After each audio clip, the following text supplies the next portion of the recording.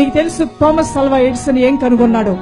ఈ రోజున ఇలా నేను మైక్ లో మాట్లాడుతున్నానన్నా, ఈ సౌండ్ సిస్టమ్లు ఇలా పనిచేస్తున్నాయన్నా, కరెంట్ లేకపోతే మనకి అయోమయంగా ఉంటుంది. అయ్యో కరెంట్ రాలేదా, కరెంట్ లేకపోతే మిక్సీలు పనిచేయవు, కరెంట్ లేకపోతే ఫ్రిడ్జ్ పనిచేయదు, కరెంట్ లేకపోతే మన జీవితంలో సగ జీవితం కరెంటు మీద ఆధారపడి ఉంది. అలాంటి కరెంటును కనుగొన్నవాడే థామస్ అల్వా ఎడిసన్.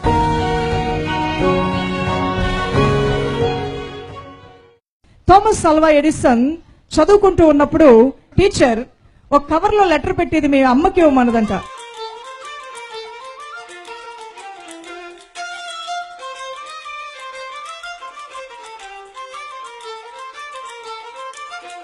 ఏమని రాస్తుందో తెలుసా లెటర్ లో? Your son is mentally ill, we don't let him come to school anymore.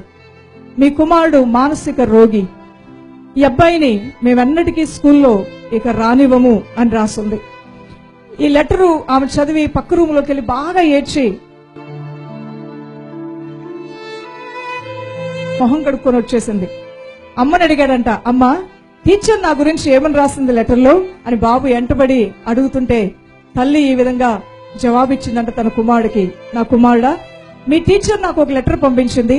ఆ లెటర్ లో నీ కుమారుడు చాలా జీనియస్, ఆయన బాగా చదువుతాడు, చాలా తెలివైన వాడు, మీలాంటి తెలియగలిగిన అబ్బాయికి వేరే స్కూల్లో జాయిన్ చేయండి అని చెప్పి వాళ్ళ తల్లి నెక్స్ట్ రోజు నుంచి స్కూలుకు పంపించడం మానేసి హోమ్ ఎడ్యుకేషన్ ఇచ్చిందంట. ఏ స్కూల్ కి తన బిడ్డను పంపించలేదు, ఇంట్లోనే ఆమె విద్యాబుద్ధులు నేర్పించింది. థామస్ అల్వా ఎడిసన్ పెరిగి పెద్దవాడయ్యాడు. కాలగమనంలో తల్లి చనిపోయింది.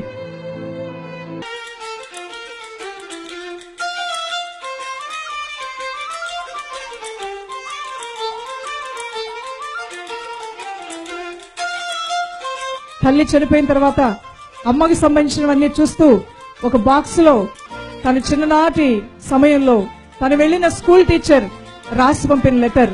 ఆ లెటర్ లో ఏముందంటే, మీ కుమారుడైన థామస్ మెంటల్లీ ఇల్, మానసిక రోగి, అందువల్ల చదువుకోవటానికి అర్హుడు కాదు, రేపటి నుంచి స్కూల్కి పంపించొద్దు. ఆ లెటర్ చూడగానే థామస్ అల్వా ఎడిసన్ రెండు చేతుల్లో తన ముఖాన్ని పెట్టుకుని ఎక్కి ఎక్కి ఎక్కి ఎక్కి ఏడ్చాడు. అమ్మా, నేను ఒక మానసిక రోగిని నువ్వు నాతో చెప్పకుండా, నువ్వెన్నో గొప్ప కార్యాలు సాధిస్తావని నా రోగాన్ని నువ్వు నాకు చెప్పకుండా, నాకు తెలియనటువంటి ధైర్యాన్ని నాలో నూరిపోసి నా కొరకు నిత్యము ప్రార్థన చేసి నన్ను చర్చికి పంపించి నాకు జ్ఞానం నేర్పి ఆ దేవుని భక్తిలో నన్ను పెంచావు.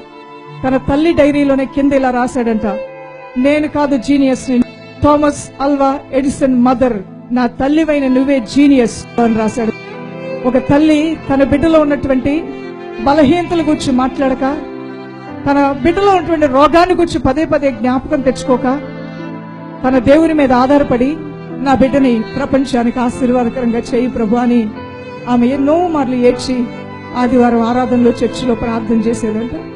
ఆమె ప్రార్థన ఆలకించిన దేవుడు ఎన్నిక లేనటువంటి ఆ కుమారుడు ప్రపంచ దేశాలకి ఆశీర్వాదకరంగా మార్చాడు. దైవజనం, ఈ రోజున నీ కుటుంబంలో ఎవరి పరిస్థితి ఏ రీతిగా ఉన్నప్పటికీ ఓ తల్లి, నీ కన్నీటి ప్రార్థన, నీ పట్టుదలతో కూడిన ప్రార్థన నీ బిడ్డల్ని దేవుని పాదాల దగ్గర తీసుకొస్తుంది. వారు ఏ స్థితిలో ఉన్నా, ఎక్కడ ఉన్నా, ఎంత దీన స్థితిలో ఉన్నా, ఏ రోగముతో ఉన్నా, ఏ బలహీనతో ఉన్నా, ఎటువంటి మోడుబారిన జీవితాలతో ఉన్నా, అమ్మ మీకు ఒక శుభవార్త. అనేక మంది తల్లులు వారి బిడ్డల కొరకు ప్రార్థన చేసి వారిని మరలా దేవుని యొక్క పాదాల దగ్గరకు నడిపించుకునేటువంటి శక్తిని వారు పొందుకోగలిగింది. నీవు ఈ రోజున అది పొందుకోలేవా? నీ దేవుడు నీకు సహాయం చేయడా? నిశ్చయముగా చేస్తాడు.